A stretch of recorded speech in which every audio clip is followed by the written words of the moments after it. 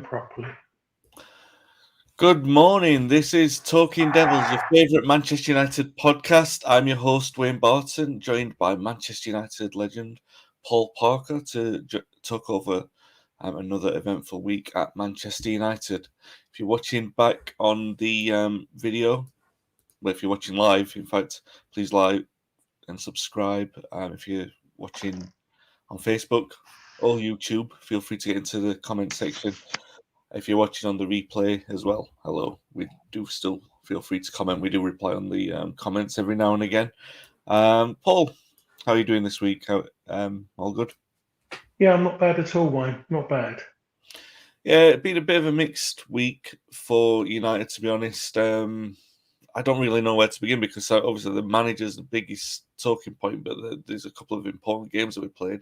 I feel probably best idea would be to go over those games that we've played in the week. So if we start with the Villarreal game, Paul, it was a strange one. Michael Carrick, interim to the interim, names this side. He drops Bruno, and really, it was a strange performance for that first half. Not particularly brilliant, and then he makes the changes, and then all of a sudden, United are completely transformed. They look much better that last half an hour. They actually looked like, dare I say it, a classic Manchester United team closing out an away European game. Not to say that they were by any stretch of the imagination brilliant, but it looked so familiar. They had a bit of a groove about them. They never looked in danger of losing that game in the last half hour. And then they score the two goals to get qualification and top spot, which is obviously going to be much needed when you think of the fact it's going to free up a week and give some squad rotation for that last game. We'll talk about that in a second, but about the performance, Paul, how did you view that one? I mean, first of all, you got the objective, which was to qualify. The top spot, obviously, a bit of a bonus with the draw in the other game. But do you think I'm being a bit too generous with that, with my assessment of how I saw the second half in particular, or do you think it was a good professional job? I think that in certain ways you don't want to take away too much because there hasn't been a lot given to Manchester United of late. It hasn't been that good, but I mean, leaving Fernandes out for me, it didn't make any sense really. He's been the best player, for Manchester United for a number of months now. Okay, it hasn't been great for him recently, but saw the difference when he come on, the difference he made.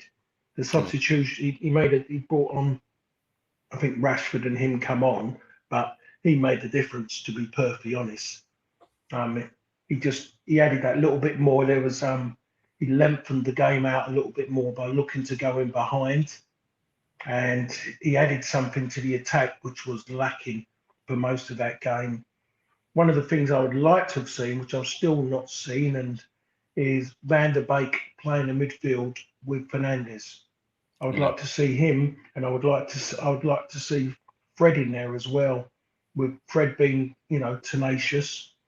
When you got the creativity then of a Fernandes, and then you got the creativity plus the hard work and the actual where to be to receive the ball and where to be where the ball's going to be of Van der Beek, and that hasn't been utilised at all. It'd be interesting what happens in the future, but that I mean that part of it, that's a bit that concerns me. Van der Beek hasn't had the opportunity to really play in a right fixture with a Fernandes. He seems not.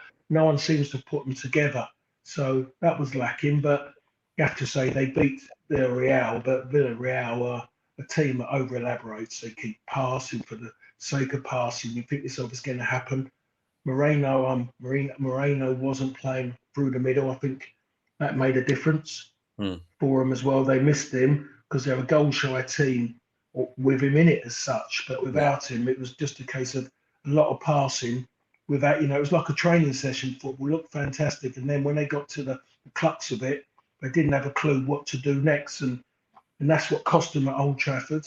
And again, that's what's cost them at their place as well, because when they shift the ball around, they couldn't get anywhere near them. To be perfectly honest, so many players in midfield chasing shadows.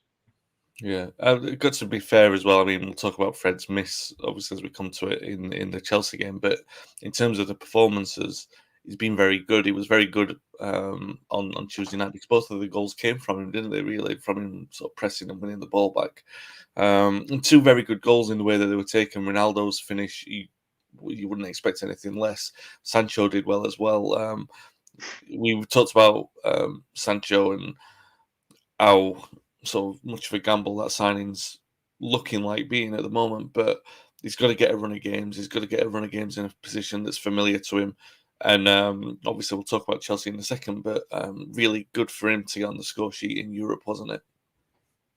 I thought he'd done very well in the first half. Sancho wasn't utilised enough because every time he did get the ball, something happened. And again, I think the right hand side is a problem to get any kind of general play in there because of it needs to get Wan-Bissaka in there more into the game to then maybe that's an option to get the ball out to Sancho. It needs midfield, a little bit of creativity to maybe ball retention to get Sancho into the game. But when he got into it in the latter part of the first half, you saw that anything he got onto, there was something at the end of it, and more so in the second half. Again, when they get him into the game, they just don't pass the ball quick enough. And he's seen that when he does get into it, he's effective. He's very good with the ball at his feet. He moves very quickly, but it's about, again, it's a structure that is needed for players to know what to do. I mean, I was lucky enough to be the easiest structure when I was playing.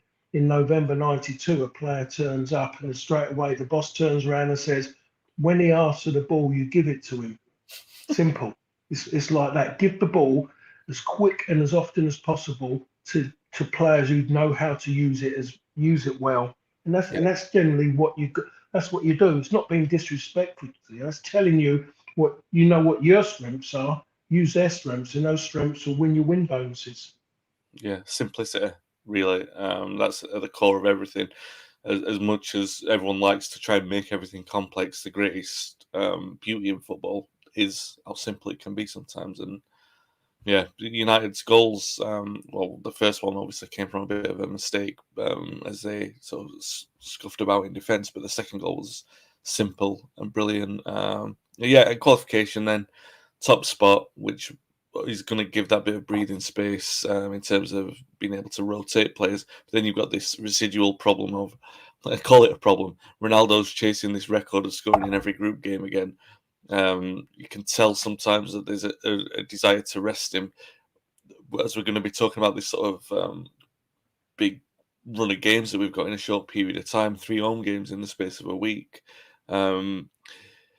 How would you deal with that last group game, Paul? Now, it's probably something we'll talk about in the next episode, really. But in terms of you're going to want to rotate the full 11, but Ronaldo's going to have to start, isn't he, to try and get that record? You can't not play him in a Champions League game. Well, that's the problem. You don't need that. You just don't need that in a moment with someone who is so, what's what I'm looking at, so involved with himself and and what he achieves as an individual, and that it does affect the team because the team feel they want to give it to him. They want to try and help him. The problem is they've got a person in Ronaldo who's mostly demanding that they help him. See, I mean, I saw the way he walked off the pitch. He's sitting there at the moment, and he wants the best opportunities to get that record, and that could affect the side. You just don't need that. Now, if there was a Sir Alex Ferguson in charge, I'm sure there'd be a different, maybe Ronaldo in his manner, but there isn't. Yeah. As far as he may be concerned at the moment, there isn't anyone there who he respects as his manager. So he's going to go out and try and get what he wants more than anything is to go and score that all important goal. But the team should be put first at this moment in time. But as I've always said, and which was what someone else said yesterday on TV, but I've been saying it for weeks and weeks and months to you, Wayne, is that when you have your big players playing big games. Yeah. I've said that for ages and ages, and I heard that from the main man himself, and he said that many, many years ago, and it's still a fact. And that's the reason why Roy said it, because Roy got it exactly from the same place where I got it from, and Roy believes in that himself, and it's a fact. Yeah. Big players are signed for big clubs to play in big games, unless there's any other really good reason. And that's the reason why he wasn't happy. And I still believe it affects certain players because you wonder where your goal's going to come from. If you do get the ball, who's going to go and make that difference for you to go and score that goal? We have, you look at the game and and I know I've jumped forward to yesterday, but you look at it and you say to yourself, that bit of seriously, seriously good fortune allowed Manchester United to score a goal. And then when you look at everything else, you say to yourself, they didn't really come close other than that, really. So that's maybe because that big player affects other teams. Would Rudiger have had such a forceful game going forward if Ronaldo was on the park? I think mentally he wouldn't have done because he'd have been concerned if he went and done something, one of those forays he makes, and it didn't work out and the ball goes back the other way pretty sharp. There's a Ronaldo sitting sitting the wrong side of him. So that's what the difference of big players make when you have them out there. There's reasons, disciplinary reasons, or anything else going on, and things. Yeah, but when you look at it, that he is the goals he scored already for United, and I'm not one of those who say about goals. I'm more about performances. But at the moment with United, he's got them out the mire so many times. So for me, it was a wrong decision for him not to play. Yeah. Well, we'll talk about. I'll get on to the Chelsea game in a second. Just to go back on that, you were talking about that anxiety with players to try and get him a goal, which I think is probably fair as well. My mind immediately goes to the final Brian Robson game at Old Trafford against Coventry when we drew 0-0. It seemed like you were all trying to get Robbo to score because he was on 99 goals and obviously trying to get that 100th. Obviously, in that game, it was dead rubber. You're more concerned about sort of protecting yourself for the cup final the week after. But the occasion was, you're going to get the trophy at the end of the game. It was a bit of a party anyway. But from your experience, is there anything that runs through a team in the build up to a day like that? Because obviously it was obvious on that day that everyone was trying to get Robbo to score. So is it something that you're talking about, or is it just something that once the game kicks off, you just sort of go, let's try and get this out of the way, and then we'll get on with winning the game? It affects your pattern of play. It definitely done in that game. Yes, the job was done, but still, we'd beaten Coventry at that season at Highfield Road. We'd beaten them 5-0. We beat them twice on the bounce, 5-0 at Highfield Road. So they come to Old Trafford. There was mostly expecting the worst, but then everybody's chasing. Obviously, it's Robbo. You're going to try and give everything for him, and especially for him to score that goal, and it affects your pattern of play. I saw it with Manchester City in a different way when they played at London Stadium.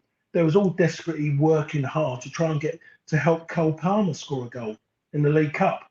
Yeah, it was really exaggerating the point. And what happens in the end? They end up getting beat. End up getting beat on penalties. In general play, they could have been beaten, but they end up losing out on getting to another League Cup final, which they've done on numerous occasions in the last few years. So their little bit of history had been kind of closed off because of, I think they overplayed too much to try and help him out. And you can't play that way. The player, Robbo, wasn't demanding it. It was more about us wanting him to do it more than anything. And get to the point that you don't care who scores that goal, especially that was a different occasion compared to the one that we're talking about yesterday with Ronaldo, or in general about him getting his goal.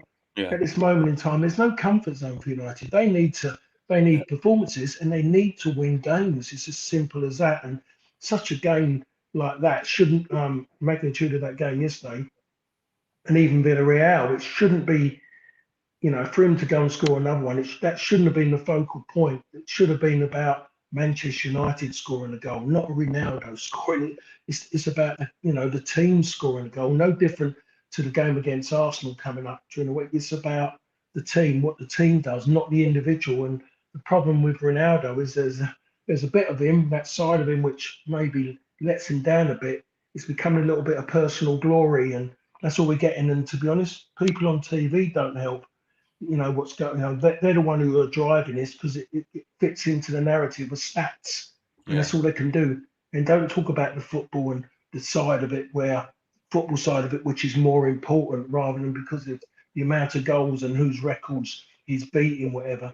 You're trying to judge records now compared to the difference between when Ronaldo scored his first goal in English, his first goal, compared to the looking for his 800. It's changed that much. It's irrelevant, really, in my opinion, if you're judging it off today's football. yeah. Rory says, "Morning, morning, Rory. How are you doing?" Yeah, I'm with you on that. I mean, when a team's playing well, then there's these numbers like 800 career goals or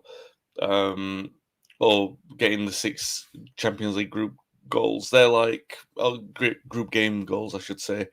They should be the incidental things that you're looking on top of the wins and stuff like that. Absolutely, but I think it's when maybe it's accentuated by the fact that United are struggling, but the obvious byproduct of that is that um, because of Ronaldo's longevity in the game, because of the numbers now, because they are so staggering, because you look at it and you say, "Wow, 800." It, I guess it is a newsworthy occasion, but it's the way that even the clubs sometimes buy into that a little bit more. Like, oh, he scored his 800th goal, so it doesn't matter that we lost 3-2. Do you know what I mean? That kind of thing. Which I know they don't really think, but that's sometimes the way that it comes across. And I'm sure Ronaldo, probably more than anyone, I know, notwithstanding that sort of personal selfishness, which has its pluses and minuses, he's probably wanting to win more than anyone in that dressing room, to be fair. So, let's talk about yesterday then, Paul. The decision to drop Bruno in the midweek was followed by this Ronaldo decision. The selection at Stamford Bridge raised a few eyebrows because it was definitely a 3-man midfield as opposed to a 2-man that we've had. People saying from the office a pressing philosophy in the guise of the possible new manager coming in. I don't know. I looked at that game and my analysis of it when I put it on the website was that it was a game that, one of those where we didn't deserve to lose, but we didn't do enough to win. Or perhaps the other way around, Chelsea didn't do enough to win, but they certainly didn't deserve to lose. It was a bit of a weird game, really. United, obviously much better than they've been recently, but I say that with a heavy caveat that it was all about being pragmatic and closing them out. 1-1, obviously, the goal, you mentioned it earlier, huge slice of luck when it comes to us. And I really do think that, and I don't want to be cruel because I said earlier in the podcast that Fred has had a great week in terms of his performance. He was one of the better players yesterday as well. But when it comes to it, and we get that chance later on, and Fred gets that opening, I think it said so much about this United team that like he just doesn't have the quality when you need him to, and that's what the best. That's what you can say about too many players in this squad, and that's why we end up with a 1-1 draw. And happy to get a 1-1 draw because we couldn't take the game to Chelsea because we're not good enough to do that in the current guise. Would you say am I being a bit unfair on Fred? I mean, it wasn't like it was an open goal, but it did sort of seem it was such a good opportunity that you think, wow, that's a big chance wasted. See, I can see what people say about Fred, but when you're looking at players who are going to go and do a role for you to be the one who goes and wins the ball back, the one who's going to be upset teams' rhythm in midfield, I think Fred's the one that does that. Fred is the best one they've got at that club, given everything in the way he is. The other two, when you look at McTominay and Matic, they're too laboured, far too laboured. Fred can thrust forward with the ball. Okay, we know that there's limitations to what he does, but he can run with the ball and affect people's thinking. But the higher tempo the game is, Fred is better. I've been saying that for months.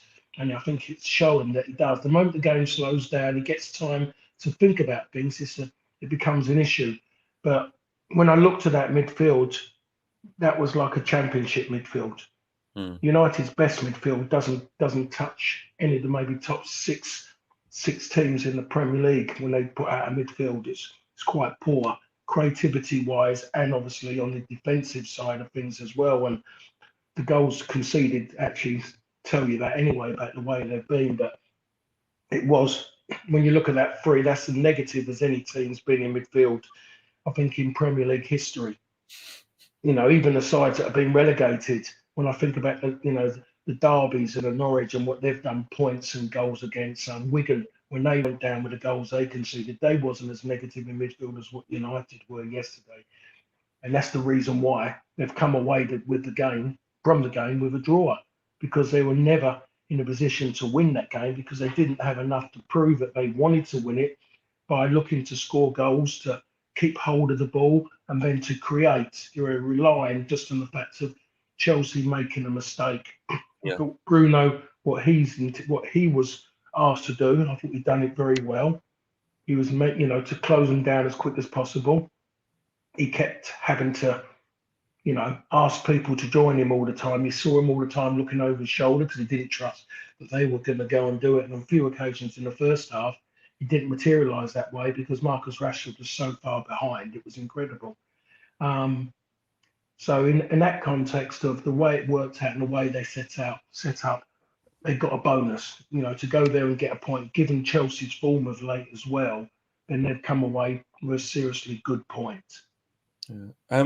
The spine of that team, you mentioned it being negative, but I just wanted to, maybe it's just a coincidence, enough times passed and we don't need to sort of labour the point on this, but it was all Mourinho, all of that spine in the middle, the defence and midfield was all players that Mourinho sort of brought into the team and into the club. And they were only ever drilled in being pragmatic in big games. They were never proactive. I remember going way back to the first trip to Anfield under Mourinho. We were doing quite well, and then we just went completely closed shop. And at the time, I can remember saying, so I think this was in defence of Mourinho. I was like, well, he went to stifle the game. You go to a big place like Anfield, and you do try and stifle it, and blah blah blah. But the truth of the matter was that he was being pragmatic in big games, and that pragmatic attitude turns to reactive rather than proactive performances on the pitch. You're looking to stop rather than do something yourself. And I just think ever since then, and we're talking 5 years, Paul, that's an attitude that those players have had, even under Ollie, because and you can say it's to do with how he inherited the side, but also to do with his own tactics as well. And he had a lot of success on the road in big games with these tactics at Chelsea and at City, that at least he went to sort of try and win the games. But when you look at that midfield and defence, it's never been geared to try and step up and sort of take the game to an opponent. So I don't know if I'm saying this in defence of Carrick or what, but maybe that we consider that we had 3 first-team defenders missing, and it was that Mourinho core. Maybe the 1-1 draw, all things considered, was the best that we could expect, because you can't expect these players to suddenly change 5 years of teaching in 1 week. I mean, I don't think you can really go out and. I don't personally think that was I said it when I was working yesterday. I don't think that was a Michael Carrick team, to be perfectly honest. I don't think Michael Carrick would have been brave enough or even strong enough to leave out Ronaldo to actually tell him he was dropping him. I really don't believe that, and that was, I think, in certain way, kind of reiterated by Gary. I think Gary said that as well. I'm looking there and I think to myself, why is I don't know what Darren's actual title is. I'm going to say technical director or something like that. What's he doing sitting on the bench? And then what's he doing sitting on the bench with an earpiece in? And you think to yourself, well, hold on. When you've seen the way they've suddenly changed, Michael Carrick has suddenly gone and done something completely different from what he was doing when he was working for Ollie. And you think to yourself, well, that doesn't make any sense. And then in theory, then what everyone's saying about you should have walked with him, then you should have done, really, if you're suddenly going to go and do something completely different in that sense and to do what he's done. But I think that was someone else who was managing that over a distance. I think someone should tell Darren Fletcher that you can actually get earpieces now without wire, so it doesn't make it that obvious to people that you've got an earpiece in. That's one thing.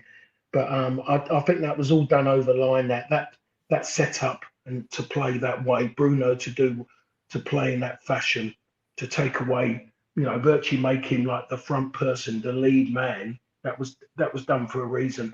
I think the bonus that come out of that game, the whole thing that come out, is that you saw maybe the best centre half partnership pairing in control of everything to a point. There's only just, I think, one point when Bailly had a moment, but those two defended really, really well, I must say. They kept the shape together, two together. Nothing went in between them. And Chelsea were all about that with their movement. That's what they're looking for, to get in between the fullbacks and everything. I think Wan-Bissaka had a few moments where he overindulged with the ball a little bit, which isn't his strength.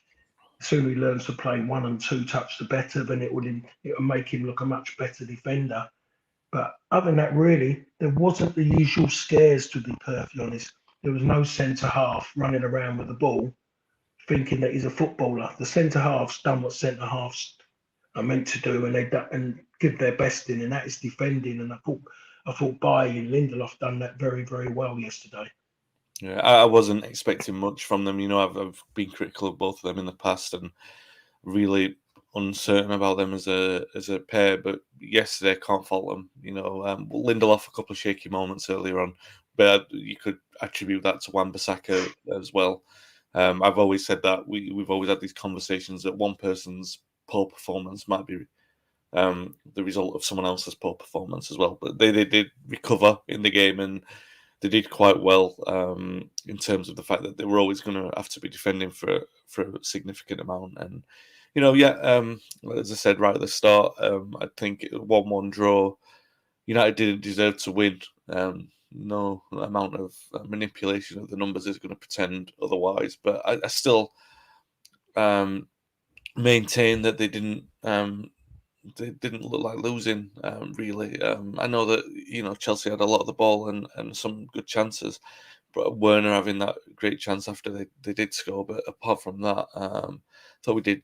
You mentioned it earlier. The defensive organisation was pretty good, and there's one of those. Who do you attribute it to? I suppose Carrick said afterwards that it was nothing to do with them. You look at that formation. I was going to say this as well, that when we first started doing our podcast and Ollie just started in charge of the club, there were a couple of games like that where he did play that false nine. Like I remember Spurs, I remember Arsenal, Chelsea, all away from home, and we won all those games and played a similar formation. So that I'm not saying that you give Ollie any credit at all, because he's gone now. It's the future, but I do think it was such a diversion that it was jarring to the mind. Do you know what I mean? Like you've made a big, especially you've dropped Ronaldo there, and he's one of those where you would have thought, why would Carrick drop Ronaldo?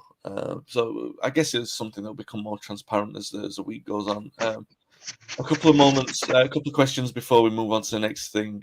Rory says, and then perhaps this is moving on to the point about the new manager. If we are going to use a 3-man midfield going forward, and assuming not much, if any, money will be spent in January, how do we see us lining up for the rest of the season? Bruno in that 3. It's a good question from Rory. I mean, Bruno, you would presume he's going to play in the front 3, or do you think there's a place for him in the middle 3? If we are just going to play a flat 3, in attack and in midfield, where does Bruno fit into that for you? That is a good question, and I don't know. I really don't know. It'd be interesting what happens at OT on Thursday. How they set up there. That formation? Was that one that that's gonna be looked at to build from now, or was it just used because of that situation with Chelsea? I would like to think that it was used because it was Chelsea, and they're not going to go out and play that way against Arsenal, because Arsenal's midfield doesn't match up to the way Chelsea are. But Arsenal do move the ball quicker. They have got more players who have got a little bit more direct than Chelsea. They're not as intricate as Chelsea with the ball, Arsenal. So Arsenal have got this, to be honest, they're a little bit like United in a way. You don't know what you're going to get in that sense. When things are going great for them, they all of a sudden they go and get beaten 4-0 at Anfield. So so there is and they scored late goals against Newcastle. So really don't know which way. Bruno has to be within that three. He has to be within that three. But I don't know what he's going to do. What's he going to do with Van der Beek? You keep reading that he's going to go in January, Van der Beek. And if he does go, then good luck to him where he moves on to next, because he hasn't been given full run. Paul, in that three, do you mean the forward three or the midfield three? When I'm saying, so I'm talking the midfield. Are you talking the forward three? I'm just wondering where you would put Fernandes in that system. I would, if I was going to play you. I think you have to put him in the three midfield, because I just think he likes to be in that position of being able to see everything in front of him. If you put him in the attacking, then he hasn't got that much. I think he likes options, and he chooses best option for now. And I think that comes from being within that three. If you're talking about the front three, if I look at it, I mean, I couldn't believe that Sancho was the first one taken off. Rashford should have been the first one off. I think he had a knock. Sancho. He was poor with and without the ball. Yeah. And you've got someone sitting there like a young Mason Greenwood, who, being a young lad, you wonder where his head is at the moment in time. From his, he was the key player until a few weeks back, the one who was making and scoring goals. He was getting a good rapport at the back end of last season with Cavani. You could see him working a little bit with Ronaldo. I think Ronaldo was kind of respecting him, what he was trying to achieve. Yeah. I would play Greenwood in front of Rashford all day long. And I'm just looking why Rashford is getting so much game time, because you're looking at it and there's nothing coming out of it, to be perfectly honest. How does Martial get the game time in Villarreal? I really don't know. It seems strange, really. At the end of the day, I think fans, everybody wants to see players playing. Okay, if they have a bad game, they have a bad game. But when you see players who don't want to work hard, that's when questions should be asked. And Martial doesn't want to work hard. Rashford doesn't really want to work hard. Yeah. He doesn't really want to. He wants it quite easily. And when it comes to decision making in key areas, key parts of the game, as it was like yesterday, he got found wanting because he just didn't deliver. He ran into cul-de-sacs and his decision making was poor. Yeah. Yeah, a couple of comments in for Patrick. Morning, I hope you're doing well. Patrick says, happy with the result, given our league form, but still surprises me how poor we are on the ball. We rarely bring more than 5 passes together, given the money spent on the squad. Why is that? Honestly, I think everyone's got that same concern, but I do think this, as a result of the way that the team's being reconstructed, you got to remember that a lot of money had to be spent on the defence. The fullbacks had to be replaced. We had to get new forwards as well. And the midfielders that we brought in, Van der Beek hasn't played. Fernandes, obviously, we needed that number 10 kind of player. I just think as you have that turnover, then the other problems become more apparent. And I think that's where we are with the midfield. Obviously, it's been a massive issue, all season. Patrick also says, to be fair to Fletcher, he also had an earpiece in versus Villarreal and a few previous games sitting in the stands. It's only been picked on so more with the imminent Rangnick arrival, and maybe so. I mean, people do that. Let's talk about this, Paul. So we've gone off an hour and we haven't even mentioned his name yet. Ralf Rangnick, a name that you are going to be hearing a lot. And another thing that you will be hearing a lot is that he's said to be this man who taught Tuchel, he taught Klopp, and it's not strictly true. Let's put that on record. That's not strictly true. Wolfgang Frank is the guy who was Klopp's inspiration for a start. But the prevailing point is that Rangnick believes in that pressing style. It's very much his style of play. But he's also more of a teacher of it than a student of it, which means that he obviously looks at the solutions rather than saying, "Oh, this is my system. I'm going to try and make this variation of the system work no matter what." He's a guy who has his own ideas on the way that those systems should be played. So it's not necessarily saying this is one ultimate system and this is the only way it's going to go. And because I see a lot of people saying, "Oh." And, it was a conversation on the podcast yesterday with Scott and Dave on this channel where they were talking about, where Ronaldo will fit into the system. I do think that a manager like Rangnick is going to come in and sort of tailor it to the players that we've got. At the same time as obviously looking where we need to improve. My issue with that, my concern is that he's going to have a job for 7 months apparently. So, what is he going to do in that meantime? What is he going to be allowed to do? Is he going to be allowed to bring a player in, or is the Glazer mandate saying to him, "You've just got to improve what you've got because we know that they're better than what they're currently showing"? All these kind of concerns, Paul, raging round. But my instant reaction to this news when I looked at it and it was breaking is that it seemed the most sensible appointment. It actually caught me by surprise by how sensible it seemed to be in terms of the individual. What do you know about Ralf Rangnick? Is there anything in there that you think? Do you have any concern about him being the right man? The only concern I've had, and I've said it on social media, is that last time we hired a 63-year-old to implement this cosmopolitan brand of football, it was Louis van Gaal, and it instigated the absolute terror in terms of football. So it's all right saying, it's a modern brand, but it might not necessarily be a modern brand. It might be United chasing the past again. Having said that, I want to be optimistic. I want to think that this guy is a bit more in touch with the modern game than what Van Gaal was. What were your instant react? What was your response to the news that United are set to hire this Ralf Rangnick? Well, first of all, it seems like they've kind of they put him in the same line as Bielsa from when he went to Leeds. Everyone they suddenly wheel out all the managers who want to say great things, and he's done this for him. He's everything like that. And if they've done the same with this fella, with Klopp and with Tuchel, and I think, like you say, you go away and you grind it down, and you suddenly find that he's mostly, he's spoken to them at places. It hasn't been, but everything's about embellishing, isn't it? You can't just say it as a one-off. You have to embellish it and make it a big story.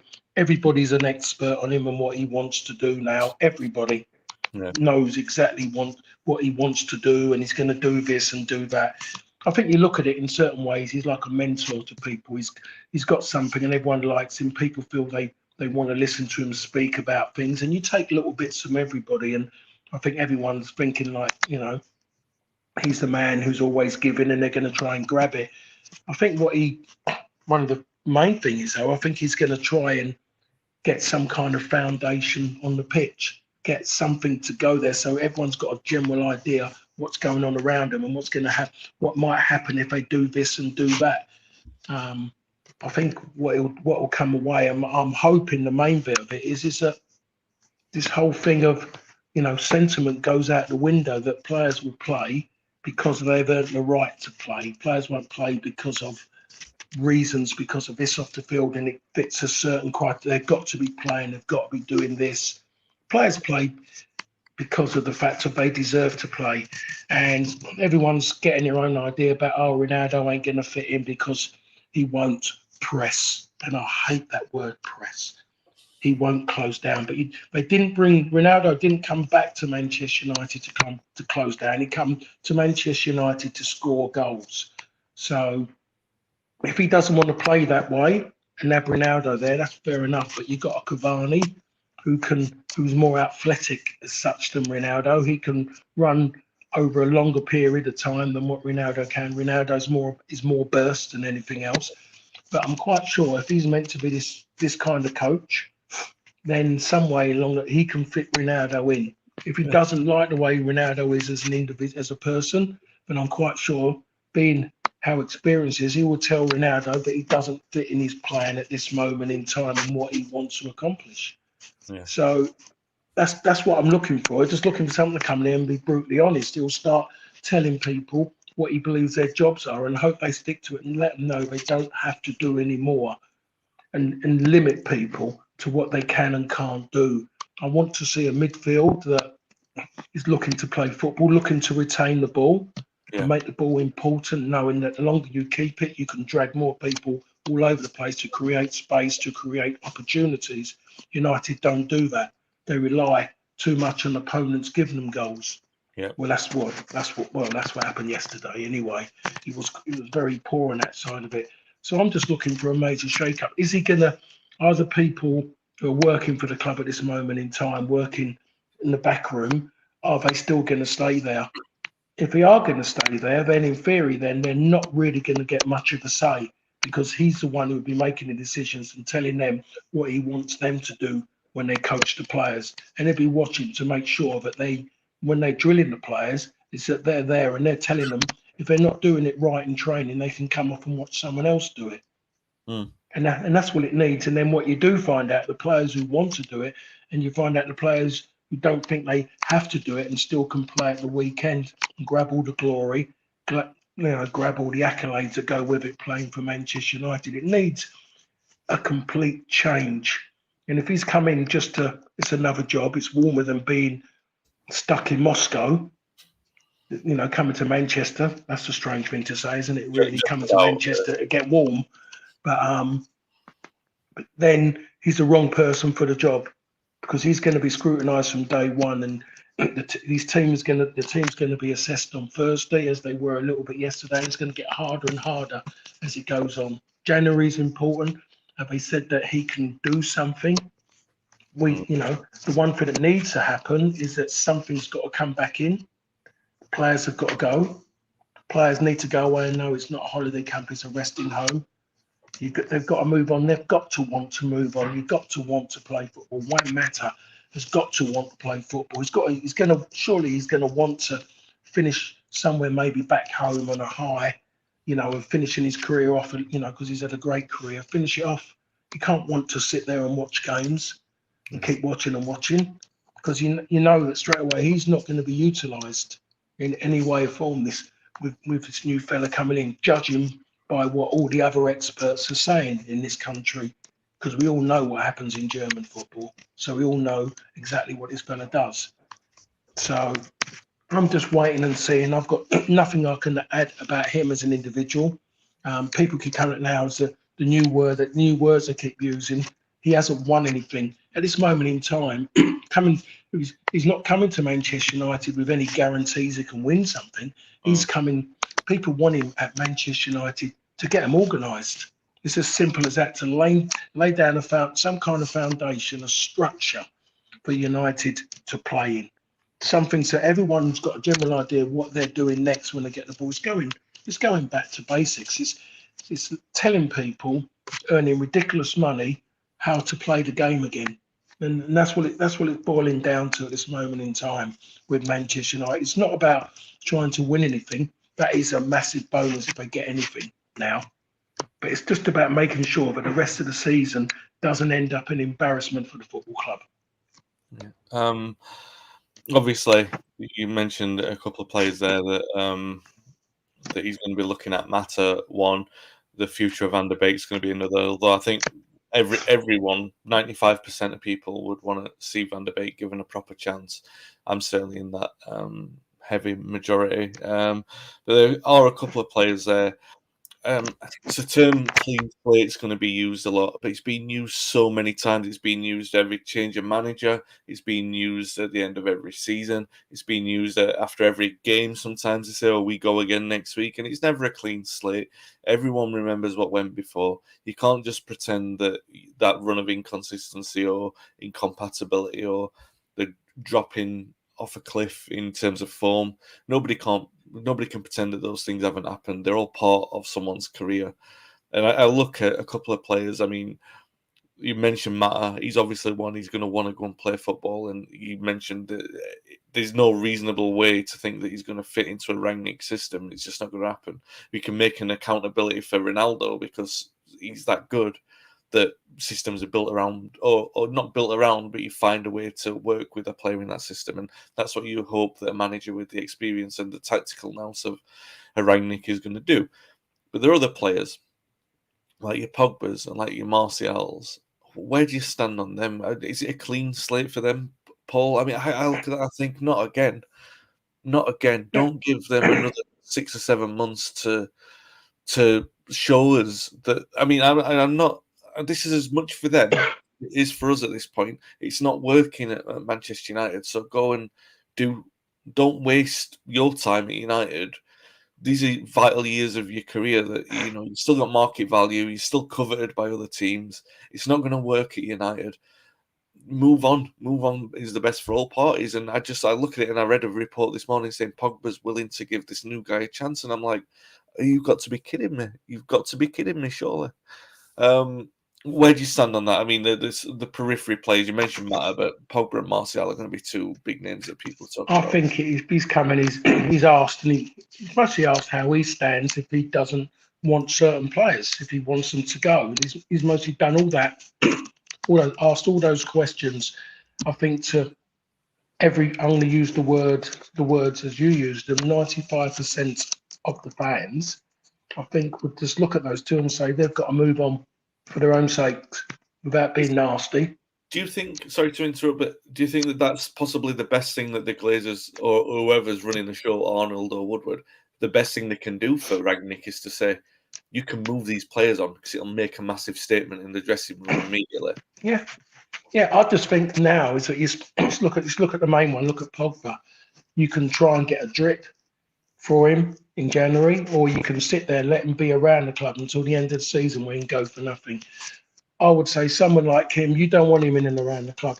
You want him in January to go, and you just turn around and you just take a good offer because you're going to get nothing down the line in 6-7 months after January, or wherever it is, 5-6 months, sorry. You just take it. Martial, for him to try and get a smile on his face and go somewhere where you're wanted again, where you're going to be loved, and see if you can actually get an injection of loving where you are as well. See if you can find a happy medium, because it's not a Manchester United. And I think if you get those two out, because it is about a dressing room, Pogba won't be good to be around a dressing room where he's not involved.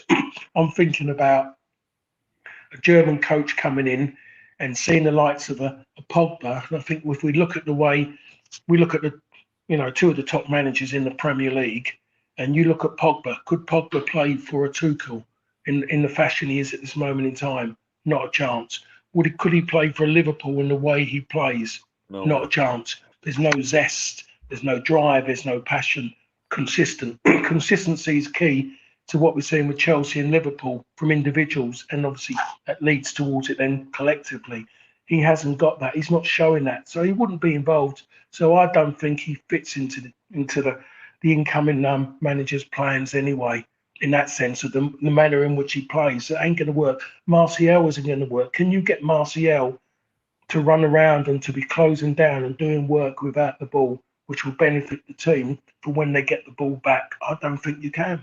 So they're the first two. They're key ones because they both cost a lot of money. But they're not going to, you can sit there and wait for your money. But all that's doing is stagnating all the time. They're just going to stagnate. They're going to become little kind of maybe sour apples in the barrel. You don't really need that around at this moment in time. You want positivity to come back and belief, and that isn't going to happen with two people who are not going to be good, nice people around if they're not playing regularly.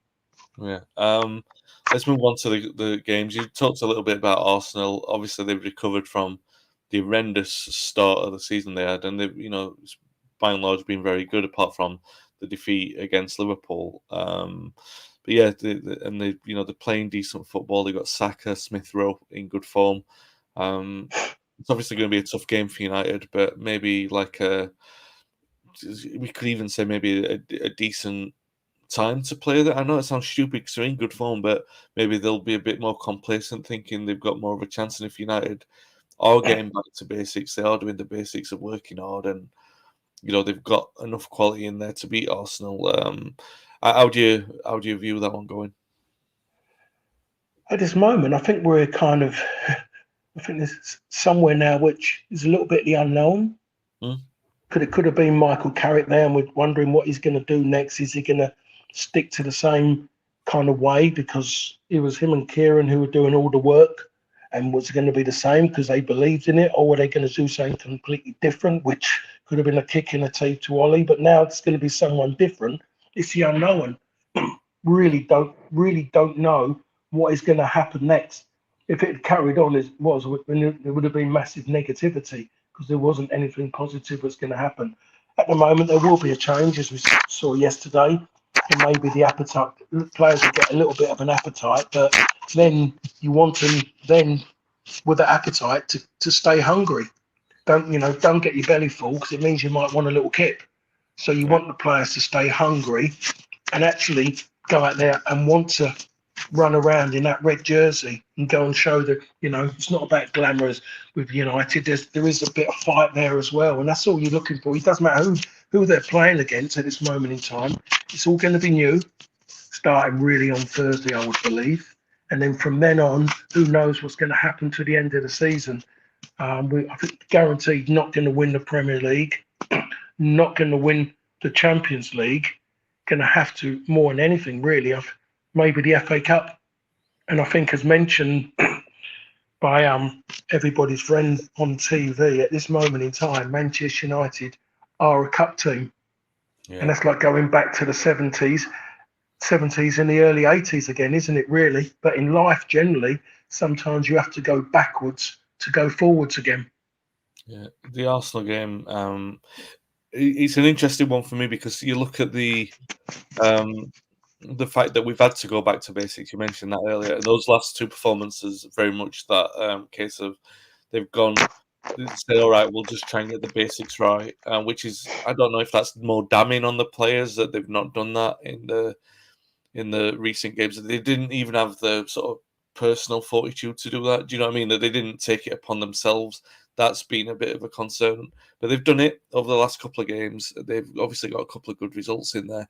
And you wonder, at what point does this feeling sorry for ourselves stop? Do you know what I mean? You go, all right, okay, well, we've built a little foundation. We've got over that. And now we've got to try and kick on. Now we've got to try and play football again. Now we've got to try and show why we play for this club. Arsenal seems like a good opportunity to do it. But then we've got Palace the week. And do you know what?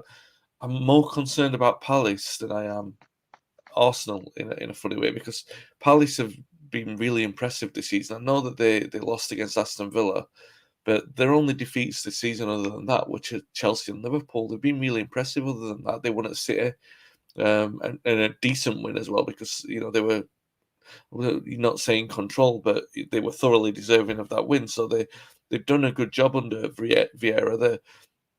They're tough to break down. They're tough to beat.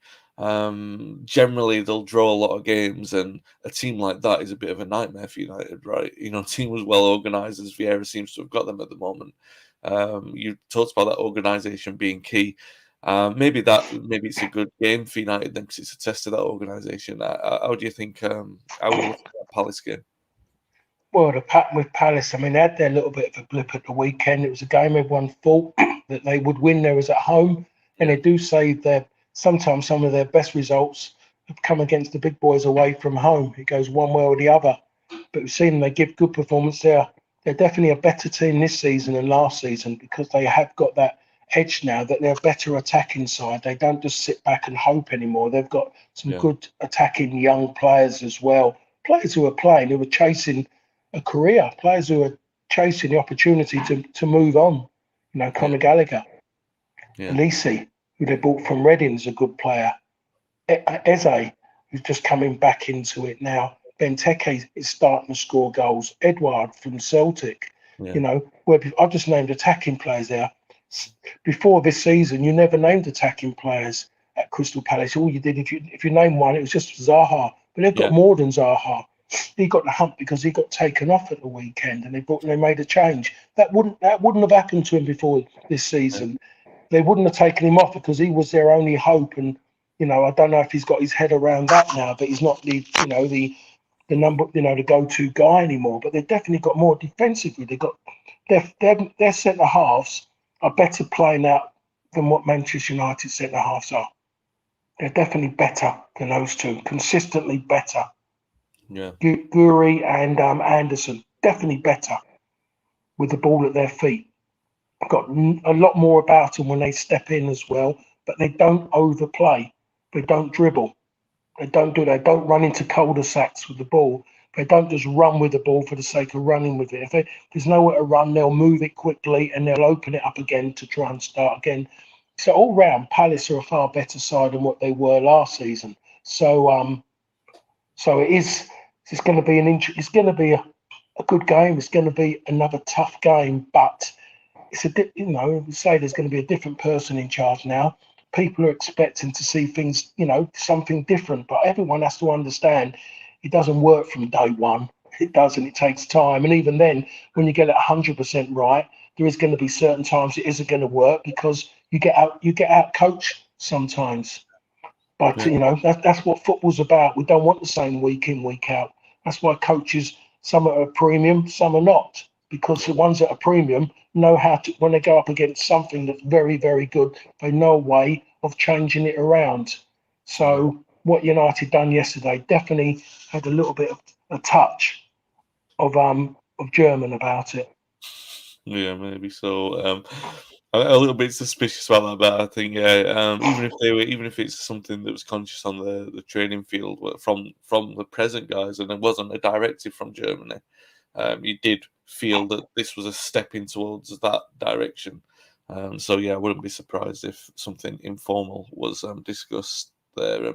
Patrick just wanted to comment. He says, "Thanks for the honesty on Rashford's work rate, decision making, and lack of pressing. I feel it sometimes doesn't get mentioned by TV pundits because of his off the pitch status." Yeah, maybe fair. One thing that concerned me, I know Rashford wasn't great yesterday, but I was very concerned that he seemed determined to be offside the entire time that Sancho was running through with the ball. He was like, "What are you doing? Just pull back." Oh, it was embarrassing. It was embarrassing. And Sancho couldn't have given it to him. He didn't need him, to be honest, because he just used him in the best possible way. He used him as a decoy, to be Yeah, perfectly honest.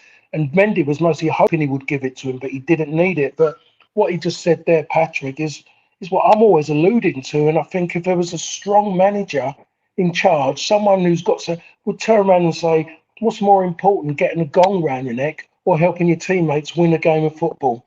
Think yeah, about the reason why you've got the gong round your neck. It's because of your football. And that's your most important, that's your go-to thing at the moment is football. That's your job. And it's a team game, not an individual game. And he's yeah, got to start putting his football first because his football is dying, yeah, absolutely dying. Football is getting worse and worse as he's not stepping forward. And he was the great hope, the local boy, everything. And there's just too much at the moment, and he hasn't reached a pinnacle at his level at this moment in time. He has not stepped forward. And when you look at Greenwood, Mason Greenwood is in front of him. He's got more understanding and respect for football when he's got it. He's yeah. better with the ball at his feet. His decision making is better, and he's a young lad. Yeah. Patrick says, "I love Marcus, local lad that's broken through, but worry is a symptom of our recent habit of overindulging players and not demanding the high standards. Same applies to Pogba, Martial, Wan-Bissaka." Yeah, absolutely. I think that's what Paul was just alluding to there. That you hope that the new manager is going to come in and sort of re-establish some basic principles about working hard and working harder than the opposition and earning the right to play, earning the right to win games. And I think first and foremost, that's all we're hoping for. That's the primary thing that we're hoping for from the new manager. But that's it for us this week. We will be back to sort of talk about those two home games next Monday. We'll be talking about the young boys game that will be coming up after that as well. A couple of podcasts on the channel, obviously, over the weekend. You had Phil Marsh and Keane Freeney. I was on with them on Friday night, talking about Rangnick's arrival and what that might mean. Scott and Dave were on yesterday's podcast, talking about the game yesterday, and obviously Rangnick as well learned the flavour of the month.